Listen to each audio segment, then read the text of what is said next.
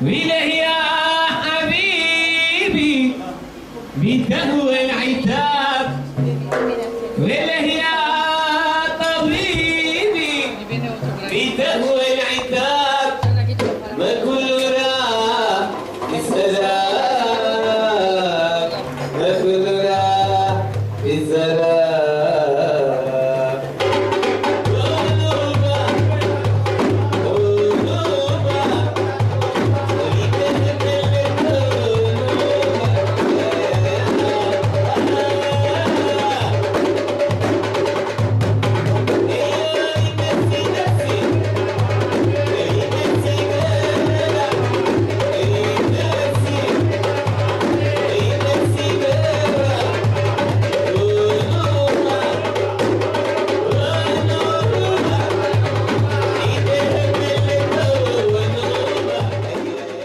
Juan, ¿desde cuándo crees tú que está hecho todo esto?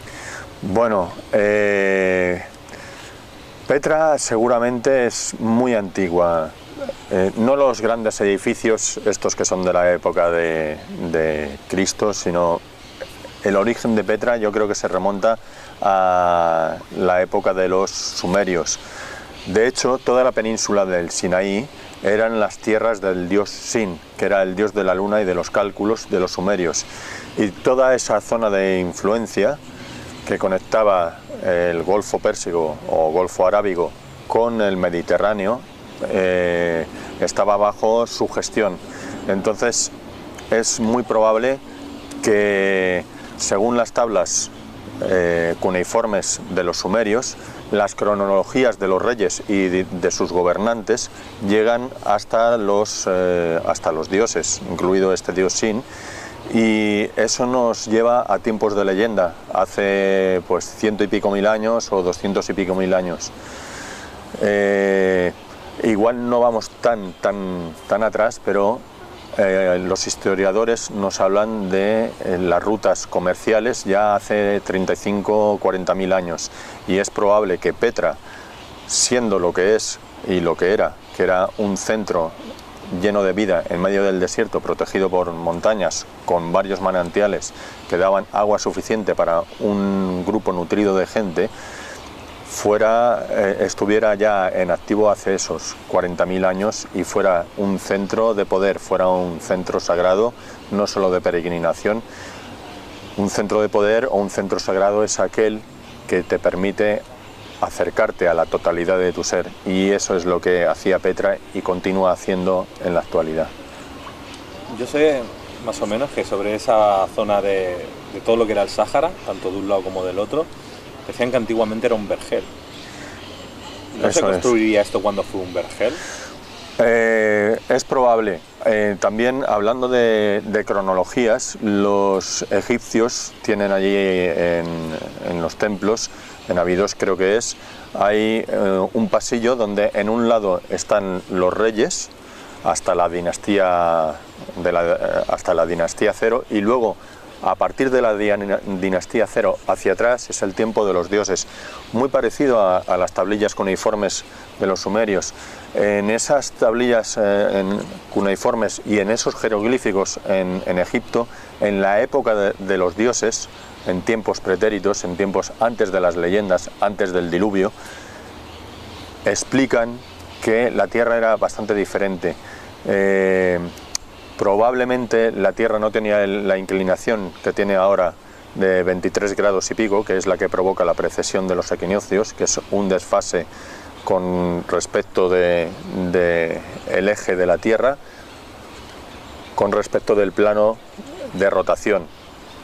Eso hace que la Tierra vaya girando y que dé una vuelta cada 25.000 años.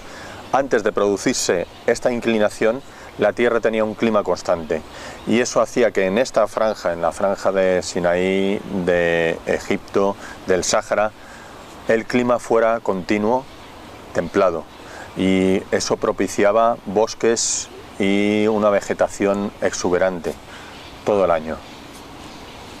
Como vais viendo, lo que nos cuentan normalmente los científicos, o hace 3.000 años para atrás, como decían, ha cambiado mucho la cosa. O sea, es decir, había un vergel, el Sáhara estaba habitado, probablemente esas construcciones que se hicieron en Egipto, que se hicieron en Petra, en Persia, era cuando realmente había vida, entonces no podemos datar ni podemos asegurar que eso funciona. Lo que sí que vamos a ver es lo que ha quedado. Y aquí Juan, la parte hermética, nos la hablará, aparte de todo lo que ha dicho que va a hacer. Pero ahora vamos a preguntar ya, entrando un poco más en la parte de lo que es Petra, ¿no? Porque claro, hablamos de Petra y ¿qué es la Petra romana, no? Bueno, cuando más o menos en la época de Cristo llegan los romanos allí a Petra, encuentran toda una zona con una influencia griega muy importante. Todos los templos, el estilo de construcción había venido de Grecia. Y los romanos lo que hacen es conservan el idioma, porque el idioma con el que se comunicaban, aparte del nabateo, que era una variación del arameo, era el griego, era el idioma oficial. Hay un grupo de ciudades que estaba bajo la tutela de Roma, que se llama la Decápolis. En esta Decápolis, a pesar de ser suelo romano, todos hablaban griego, y en Petra la gente hablaba griego, porque era el idioma de intercambio, era el idioma de comercio. Entonces, toda la tradición, toda la cultura, el conocimiento, todo el panteón de dioses es muy próximo o más próximo a los griegos, porque asimilaron esa cultura, aunque estaba, ya digo, bajo la tutela romana, realmente eran griegos. Juan, háblanos del tesoro. Sí, bueno, el tesoro es uno, por no decir el templo más impresionante que hay en Petra.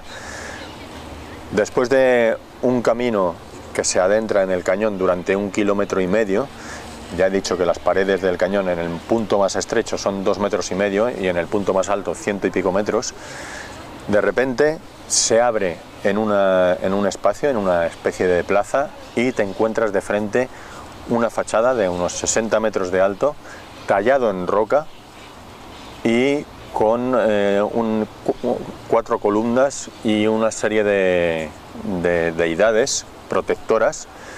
Y bueno, es tan impresionante que en la película de Indiana Jones, creo que es En busca del templo perdido, ese es el templo perdido. Y realmente el efecto que causa cuando después de ir entre paredes se abre el espacio y ves esa pared de 50-60 metros tallada con sumo detalle, es algo que, bueno, es una experiencia que hay que vivirla. Hay gente que dice que no solo tiene una simbología de, por ejemplo, que dicen que arriba está Artemisa, que era la diosa de la luna y de la caza, guardando otra vez la luna en correspondencia con el dios Sin, guardando todo el espacio, sino que hay una serie de, digamos, de formas, de esferas que marcan o nos indican los diferentes meses del año y los diferentes días. Vendría a ser una especie de calendario para mantener una serie de cronologías. Entonces, los templos o los palacios son mucho más que templos o palacios. En el interior hay una gran sala que es un triclinum. El triclinum era un espacio donde los romanos hacían comidas, o en este caso los nabateos hacían comidas rituales. Triclinum viene de tres asientos, 3 inclinaciones. Entonces ellos lo que hacían era que se tumbaban y tenían comidas rituales para conmemorar según qué momentos o festejar a sus ancestros. Estoy viendo que no es información. Vais a disfrutar en este viaje.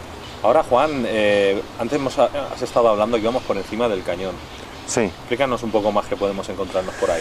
Bueno, encima del cañón, esto es una ruta que hacemos un día, que vamos totalmente fuera de ruta, fuera de lo oficial, fuera de lo marcado.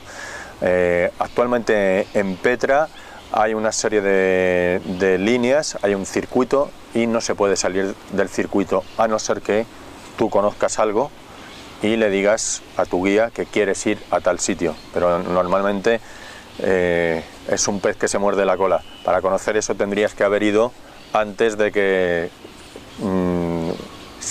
digamos, restringieran el paso.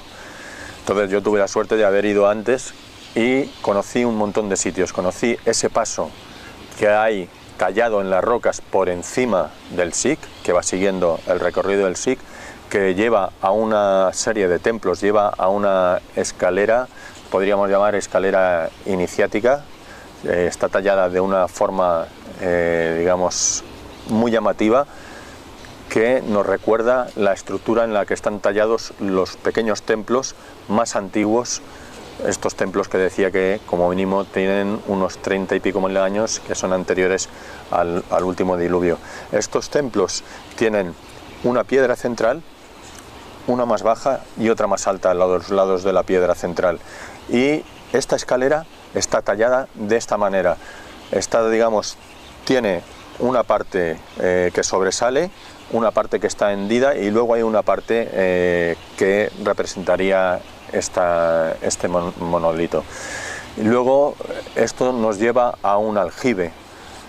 Este aljibe está, digamos, tallado de tal manera que está aislado totalmente del entorno, y para ellos el agua era fuente de vida.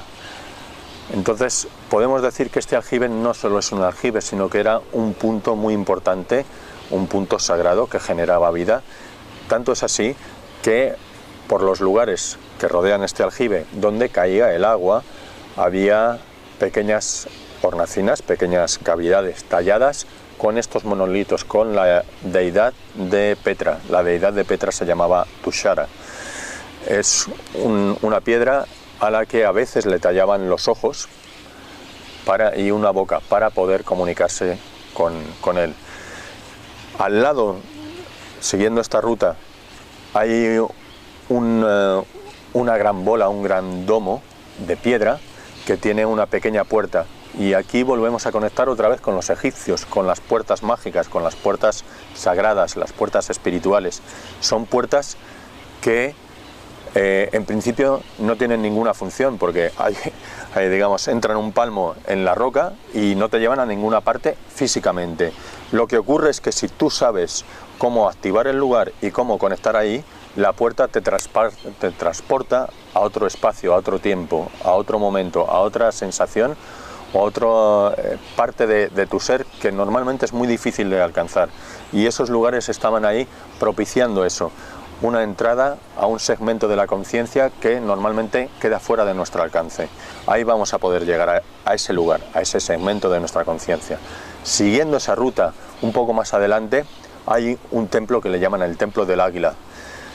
Lo interesante del Templo del Águila no está en el templo, está apartado.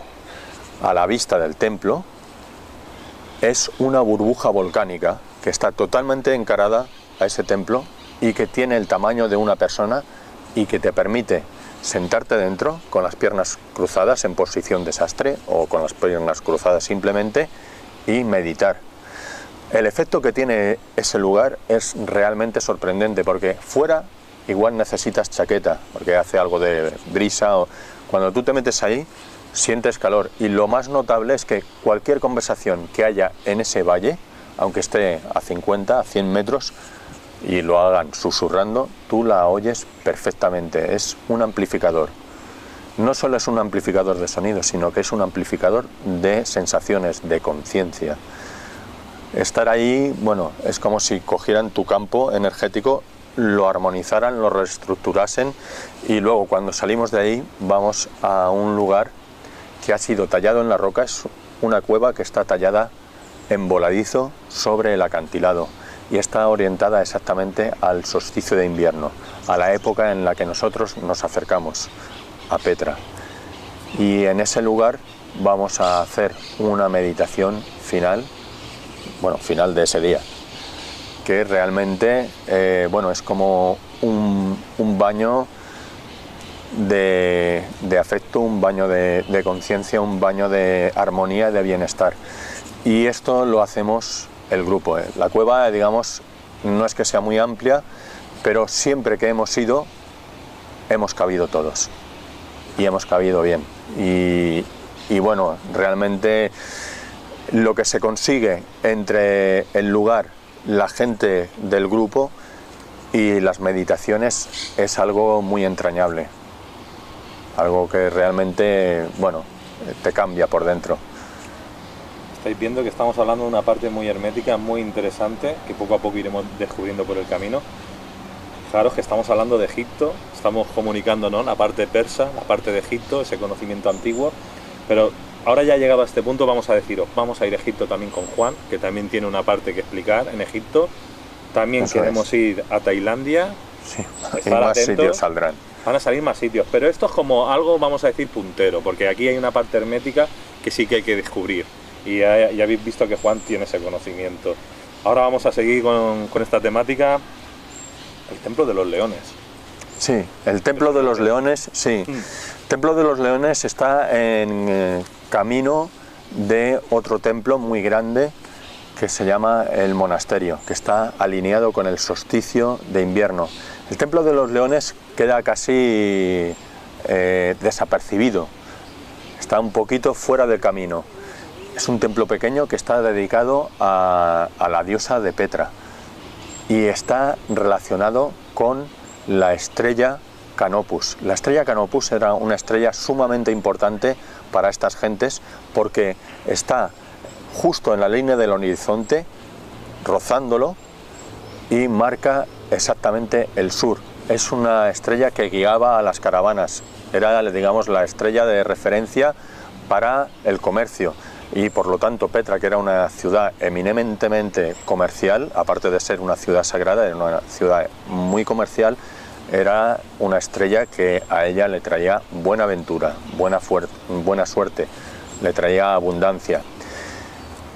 Este templo, ¿por qué está orientado? Digamos, está con su puerta al sur, y lo más notable es que justo encima de la puerta tiene una ventana redonda, que es un óculo, una ventana redonda, y la luz de la estrella penetra este óculo, atraviesa el templo y va al fondo de la estancia, de la cámara del templo, en una oquedad, en un hueco tallado en la roca, una hornacina, y allí se acumula la energía de esta estrella, una energía que nos permite tener claridad, que tener enfoque, tener discernimiento, porque las estrellas que sirven para marcar el camino nos dan este tipo de energía, tener la capacidad de ver el camino, de saber si voy bien o no voy bien. Luego, cuando nosotros conectamos con ese tipo de sensación, haciendo un trabajo allí en el lugar, podemos después aplicar esta sensación en nuestra vida y saber cuál es mi camino realmente, por dónde tengo que ir, qué pasos he de dar para luego conseguir aquellas cosas que yo necesito. Eso lo vamos a hacer ahí, en el Templo de los Leones. También los leones son leones de cielo. ¿Por qué? Porque son leones alados. Es decir, aquí la influencia de Sumeria, la influencia de los asirios, de los babilonios, se muestra. Entonces eran leones celestes, y esto nos lleva también a las constelaciones del cielo. El león que estaba en los cielos, ¿no? Aquí podíamos empalmar ya con el Tetramorfos, los 4 evangelistas, las 4 constelaciones que guardan la cúpula celeste, los 4 momentos del año. El león simboliza el verano, el toro simbolizaría la primavera, el ángel simbolizaría el otoño, y el águila, que se asocia con el escorpión, simbolizaría el invierno. Entonces aquí empezamos también a abrir otra puerta de conocimiento de cómo las constelaciones celestes nos remiten a un momento y a un tipo de energía, de sensación en un espacio, en un lugar. Como veis, estamos hablando de alquimia, realmente una alquimia de unos magos que hubieron en la antigüedad, le llaman magias alquimia, ¿no? En la cual conocían el cielo, hacían lo que hoy en día puede ser la astrología, ¿no? Y todo este tipo de cosas que hay. O sea, estamos, para que veáis que aquí hay contenido para rato. Ahora vamos a hablar de la montaña del sacrificio. Bueno, la montaña del sacrificio, aquí Lo más notable, o bueno, hay muchas cosas notables. En la montaña del sacrificio llegamos ahí después de 1 hora caminando, o 3/4 de hora de subida. Entonces, cuando llegas arriba te encuentras con 2 monolitos de 6 metros que están alineados marcando el eje este-oeste, y entre ellos hay una serie de canales, que son 28, curiosamente los días del mes lunar, y dices, pues bueno, si a mí me ha costado 3/4 de hora subir hasta aquí por este camino, esta gente lo que le habrá costado llevar estos grandes monolitos hasta aquí arriba. Lo que pasa es que cuando te acercas ahí y te fijas en la base del monolito, ves que no han hecho eso. Lo que han hecho ha sido rebajar toda la montaña para dejar esas 2 puntas. Entonces estamos empezando aquí a entrar en otro concepto de cómo se trabaja un lugar, de cómo se hace un espacio. Ellos también lo que hicieron fue tallar los laterales de esta montaña para provocar una sombra específica en una época del año, de tal manera que consiguen unos efectos de sol y de sombra que los vamos a poder apreciar en algunos momentos, y que nos descubren que ellos lo que han hecho ha sido hacer un feng shui del paisaje. Han trabajado todo el lugar, no solo un templo, sino todo el espacio.